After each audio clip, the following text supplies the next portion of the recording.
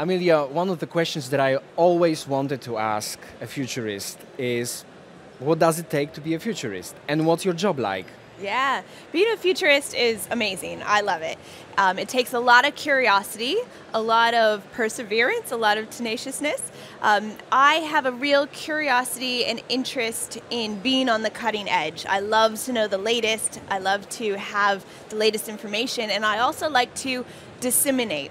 So there's so much information out there, misinformation, disinformation, and to be able to kind of root through it and find out what is important and be able to use these findings and insights to help make forecasts for the future is something I really love. So I do a lot of reporting, a lot of research, consultancy around how companies can implement strategies today that can help make sure that they are ahead of the game in the future.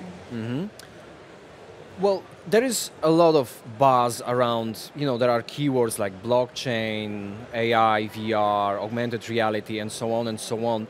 What, in your opinion, are the most impactful technologies right now? Well, AI is undeniable. It is really going to be implemented in all aspects of our lives. It is not going backwards at all. It's only going to get bigger and continue to evolve and become more important. I was just saying, some people, when I was on stage, some futurists are predicting that within 8 to 10 years, AI is going to actually be able to exceed human intelligence. So what does that mean in the future of our world when we are not the smartest beings on this planet? And we have this opportunity today to be the trainers of this AI. So how we are teaching the algorithms right now is going to play a huge role, because if you think about it, it's like a child, and maybe we are parenting it and being a role model, but eventually it will become this rebellious teenager and then go on to become an adult, being autonomous on its own and implementing systems and taking over some of the systems that we have today. So that one is definitely going to be huge because it'll play an aspect in all industries and parts of our lives. Any other technology that you find that it deserves the hype? Sure. I also speak a lot about XR. So I have the XR Star podcast, and it just is an area that I love, and I think part of it is because I love to get hands-on with technology and really try them and compare them.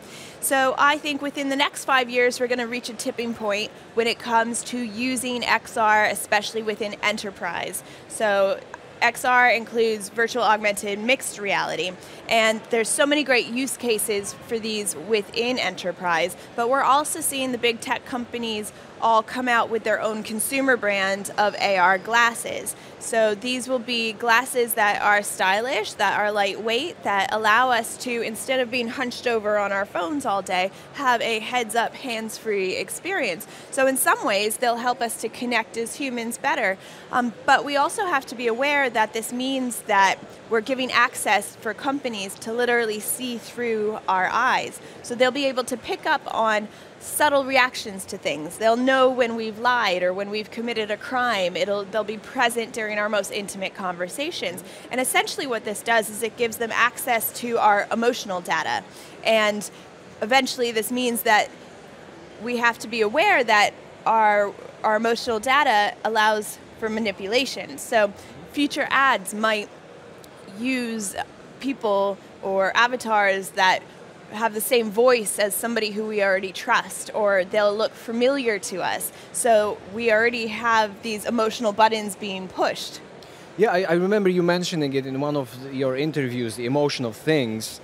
But I also remember Yuval Noah Harari, that I look up to a lot, and he mentioned this emotional technology that can identify our emotions and maybe tell us a little bit more about ourselves that we don't really know about. But he mentioned this problem with, I don't know, young, teenagers that are on a party and they are playing with an app, and the app accidentally tells other people and yourself that you are in fact homosexual, but you don't even realize this. Yeah. Now, so let's move on to this ethical side of technology.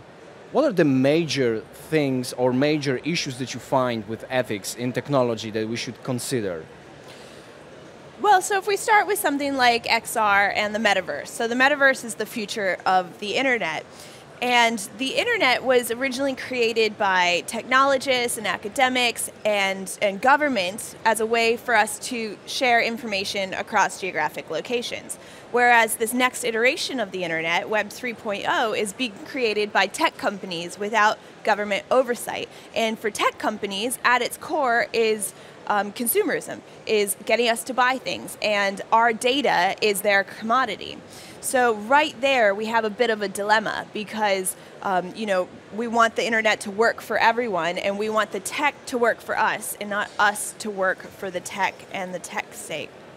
Okay. Do you think there is any technology that we are overlooking right now, but could be really impactful, but there is no buzz around it, there's no hype? That's a good question. Well, I mean, anything around sustainability. Okay. Basically, green technology, anything sustainable, that is going to help us to reach some of these climate goals that we need to reach. And that's one of the things that I think is great about artificial intelligence, being able to work out the supply chain and to be able to reduce food waste and things like this. We have the clinical knowledge base, which I mentioned in my talk, which allows doctors to pool their data so that if my patient profile matches somebody on the other side of the world and there was a treatment that cured them, I now have access to that.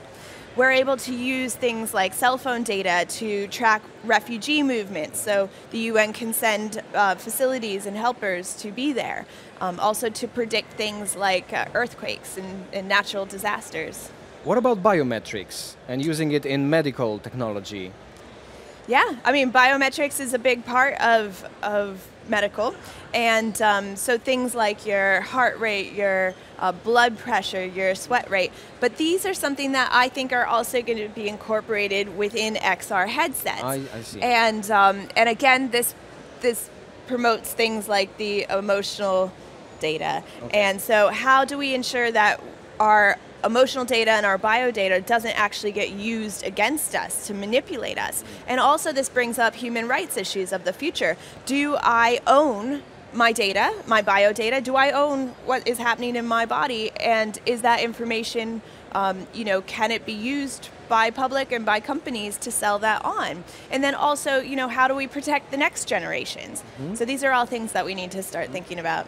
One of my interviewees was Fion Ferreira, who found a way to use magnets to decrease plastic pollution in oceans. So do you see any major issues in the world like hunger or education or medical things that could be tackled with technology that we have right now, but we should maybe focus more on this technology or those solutions?